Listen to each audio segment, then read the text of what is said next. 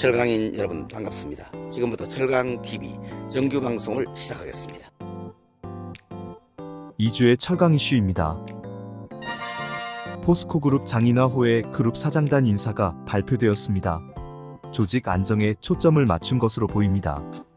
포스코 이시우 현 사장이 유임됐으며 이계인 포스코인터내셔널 부사장이 포스코인터내셔널 사장, 전중선 전 포스코 사장이 포스코 ENC 사장, 유병옥 포스코홀딩스 부사장이 포스코퓨처엠 사장으로 각각 임명됐습니다. 이번 인사는 내달 3월 출범할 장인화호의 첫 인사로 전문성 강화와 조직 안정에 초점을 둔 것으로 보입니다. 특히 각 분야에서 경험을 쌓아온 전문가들이 선임되어 안정적인 경영을 추구했다는 평가가 나오고 있습니다. 이날 인사로 김학동 포스코 부회장과 정탁 포스코인터내셔널 부회장이 상근 고문으로 물러났습니다. 포스코퓨처엠이 2월 22일 포항에 이어 광양에도 고부가 하이니켈 NCA 양극재 전용 공장을 착공했습니다. 이 공장의 생산 능력은 연산 52,500톤 규모로 전기차 60kWh 58만 여 대분의 배터리를 만들 수 있는 양이며 삼성 SDI에 전량 공급할 계획입니다. 올해 말과 내년 상반기에 포항과 광양 전용 공장이 각각 준공되면 고부가 가치 하이니켈 NCA 양극재만 연간 82,500톤 생산할 수 있는 체제를 갖추게 됩니다. 하이니켈 NCA 양극재는 니켈, 코발트, 알루미늄을 원료로 제조한 양극재로 에너지 밀도와 출력이 높아 최근 전기차 고성능화 추세에 따라 수요가 증가하고 있는 소재입니다. 특히 포스코퓨처엠이 생산하고 있는 NCA 단결정 양극재는 원료를 하나의 입자 구조로 결합해 배터리의 열 안정성, 수명 등을 더욱 높이는 소재로 제조 과정에서 높은 기술력이 요구되는 제품입니다. 이로써 포스코퓨처엠은 양극재 분야에서 고부가 가치 기술 선도 기업으로 위상을 더욱 확고히 할 것으로 전망됩니다. 박희재 포스코홀딩스 이사회 의장이 2월 22일 자진 사임을 발표했습니다. 박 위원장은 입장문을 통해 포스코홀딩스 이사회 의장 및 사회이사를 사임하고자 한다고 밝히며 지난해 12월 21일 CEO 후보 추천위원회 출범 후 올 2월 8일 장인화 후보를 포스코홀딩스의 차기 회장 후보로 선출하였고 2월 21일 이사회를 거쳐 3월 21일 정기주주총회에 차기 회장 후보 한 건을 상정하는 모든 절차를 무사히 완료했다고 설명했습니다. 이어 포스코그룹이 한층 선진화된 지배구조를 바탕으로 미래를 향한 힘찬 도전을 이어나가길 기대한다면서 앞으로 남은 과제들에 대해서는 새로운 경영진과 이사회에서 책임감 있게 진행해 주실 것이라고 생각한다고 덧붙였습니다. 수입 연련에 대한 AD를 둘러싸고 고로업계와 강관업계 간에 큰 시각차를 보이고 있습니다. 연련 후판 수입 증가로 국내 시장이 위축되자 국내 고로업계는 반덤핑 관세 AD 제소카를 빼들고 나섰습니다. 내수시황 악화 및 연련 후판의 저가 수입이 급증하여 국내 고로사들이 실적 압박을 크게 받고 있지만 강관업계로서는 생산원가의 70에서 80%를 차지하는 원소재 가격을 낮추는 것이 매우 중요한 시점이어서 양업계 간의 AD에 대한 시각차가 매우 크게 나타날 것으로 보입니다. 특히 국내 강관사들은 국내 시황 악화에도 불구하고 저가의 중국산 강관과 각관 완제품 수입이 2023년 51만 톤에 이르고 있어 고충이 상당한 것으로 알려지고 있습니다. 이 때문에 강관사들은 올해 두 차례 가격 인상에도 불구하고 인상 가격을 시장에 반영시키기 어려워졌고 박리다 매판매로 물량을 싸게 대량 공급하는 악순환이 이어지고 있습니다. 이러한 상황에서 고로사들의 저가 원소재 수입 규제 논의가 강관업계에 미칠 파장은 적지 않을 것으로 보입니다. 2월 중순까지 수입산 연련이 17만 톤 가까이 유입된 것으로 확인됐습니다.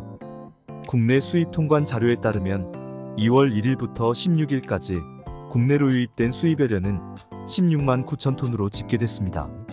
2월 설 연휴로 업무 일수가 짧아진 점을 감안하면 상당한 물량이 들어온 것으로 파악됩니다. 국가별로 보면 일본산이 전체 수입량의 72%로 12만 3천 톤, 중국산이 4만 5천 톤으로 대부분을 차지하였습니다. 참고로 지난해 월 평균 연련 수입량은 30만 톤이며 일본산은 월 17만 8천 톤, 중국산은 월 12만 톤가량 수입된 바 있습니다. 한편 2월 1일부터 16일까지 통관된 일본산 연료는 톤당 610달러, 중국산 연료는 톤당 617달러로 집계됐습니다. 지난 1월 국내 업계의 컬러 강판 수출입 실적이 전년 동월 대비 동반 증가한 것으로 나타났습니다. 최근 한국철강협회의 무역통계 자료에 따르면 지난 1월 국내 업계의 컬러 강판 수출은 약 11만 5천 톤으로 전년 동월 대비 33.2% 증가하였습니다. 주요 수출 지역으로는 가전제품 제조사들이 밀집한 인도, 멕시코, 미국 순으로 조사되었습니다. 한편 1월 컬러 강판 수입량은 약 2만 4천 톤으로 전년 동월 대비 40% 증가하였습니다. 이 중 중국으로부터의 수입이 98.5%를 차지했습니다. 수입 철근 재고가 최근 들어 가장 큰 폭으로 증가했습니다. 늘어나는 입항 물량과 달리 판매가 저조해진 까닭입니다. 수입업계에 따르면 2월 19일 기준 인천항 수입 철근 재고는 약 8만 8천 톤으로 집계됐습니다. 지난주 하역을 준비 중이던 물량이 그대로 늘어나면서 일주일 만에 재고가 1만 2,400톤가량 늘어난 것입니다. 수입 철근 재고가 8만 톤을 돌파한 건 지난해 10월 중순 이후 약 4개월 만입니다.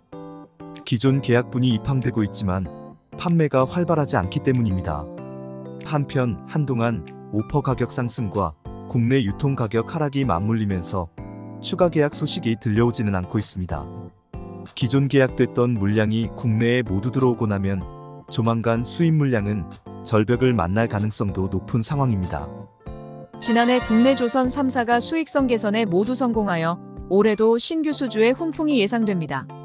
HD 한국조선해양은 지난해 연결 기준 매출액 21조 2,962억 원으로 전년 대비 23.1% 증가했고 영업이익도 2,823억 원으로 3년 만에 흑자 전환했습니다. 삼성중공업의 매출액은 8조 94억 원으로 전년비 34.7% 증가하였으며 영업이익은 2,333억 원으로 9년 만에 흑자 전환했습니다. 한화오션도 매출 7조 4,083억 원으로 전년비 52.4% 증가했고 영업이익은 2022년 1조 6,136억 원 손실에서 작년에는 1,965억 원 영업손실로 크게 감소하였습니다.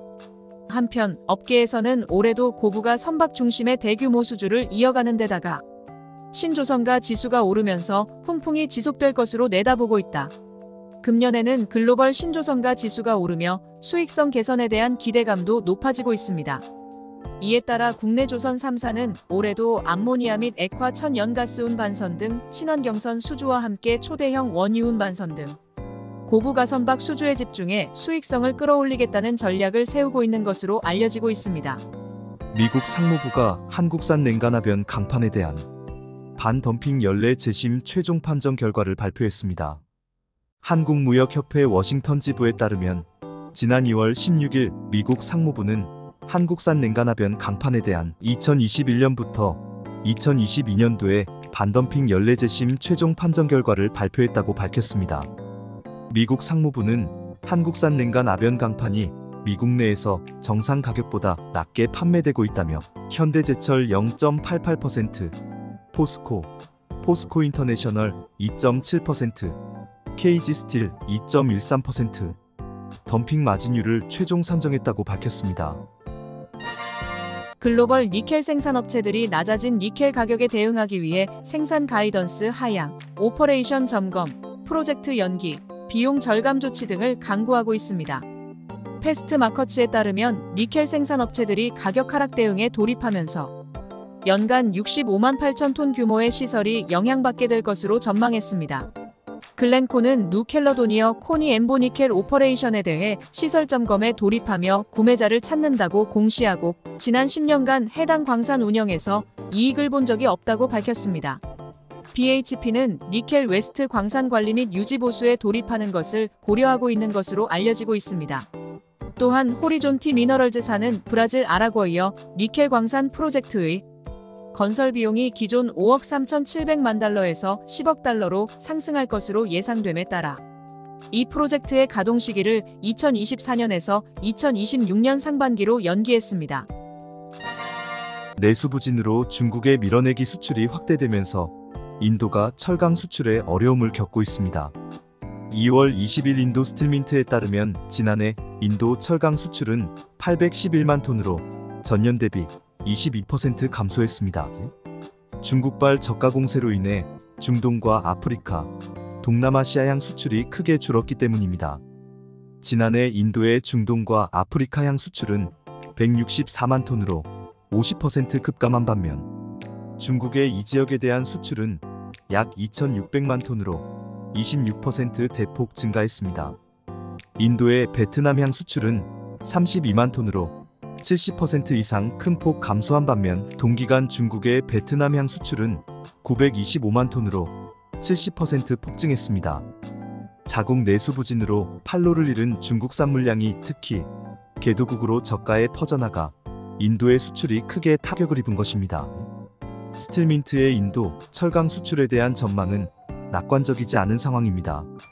올해에도 중국 국내 수요와 가격이 회복되지 않는 한 밀어내기식 수출 공세가 여전할 것이기 때문입니다.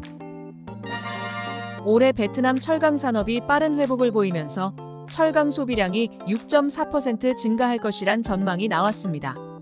최근 베트남 철강협회에 따르면 올해 베트남의 GDP 성장률이 6에서 6.5% 성장할 것이라는 전망이 나온 가운데 철강 소비량이 전년 대비 6.4% 늘어난 2,160만 톤에 육박할 것이라고 전망했습니다. 철강 완제품 및 반제품 수출은 12% 증가한 1,300만 톤에 이를 것으로 예상했습니다. 베트남 철강 생산량은 수요 회복에 힘입어 올해와 내년 각 10%, 8% 증가할 것으로 관측됐습니다. 이에 베트남 철강 기업들의 마진도 회복될 것으로 기대되고 있습니다. 시장 전문가들은 올해는 철강 가격 하락이 멈추고 지난해 바닥을 쳤던 철강사들의 수익성이 올해 큰 폭으로 회복될 것으로 예상하고 있습니다. 강관 전문 공급기업 금강공업의 지난해 매출 영업이익이 전년 대비 개선된 것으로 나타났습니다. 금강공업은 20일 금융감독원 공시를 통해 2023년 연결 기준 경영 실적을 발표하고 매출액은 전년비 17.5% 증가한 8,568억 9,200만 원, 영업이익은 전년비 93.7% 증가한 665억 8,200만 원을 기록했다고 밝혔습니다. 금강공업 측은 연결종 속회사 KSP와 산미금속의 매출액과 영업이익이 증가했으며 특히 산미금속 인수에 따른 염가 매수 차익이 발생했다라고 설명했습니다. 지난해 환영철강의 매출액과 영업이익이 전년에 비해 다소 부진했던 것으로 나타났습니다. 환영철강의 모회사인 키스코홀딩스는 공시를 통해 2023년 환영철강 영업실적을 공개했습니다. 손익구조가 15% 이상 변경됨에 따라 주요 경영사항을 신고한 것입니다. 공시에 따르면 지난해 환영철강 매출액은 연결 기준 약 7,060억 원을 기록해 전년보다 9.3% 감소한 것으로 나타났습니다. 영업이익은 약 636억으로 전년에 비해 19.6% 줄었습니다. 이에 따라 영업이익률은 9%로 전년 10.2%에 비해 1.2%포인트 낮아졌습니다. 강관 전문 공급기업 휴스틸의 지난해 경영실적이 발표됐습니다. 휴스틸은 19일 금융감독원 공시를 통해 2023년 연결 기준 경영 실적을 발표하고 매출액은 전년비 25.8% 감소한 7,647억 원, 영업이익은 1,232억 원으로 전년비 57.4% 감소하였다고 밝혔습니다. 휴스틸 측은 북미 지역 에너지용 강관 제품 단가 하락에 따른 매출 감소와 이에 따른 재고자산 평가 손실 반영 등으로 수익성이 감소했다고 설명했습니다. 정규 방송을 모두 마치겠습니다. 철강인 여러분들과 함께하는 철강TV입니다.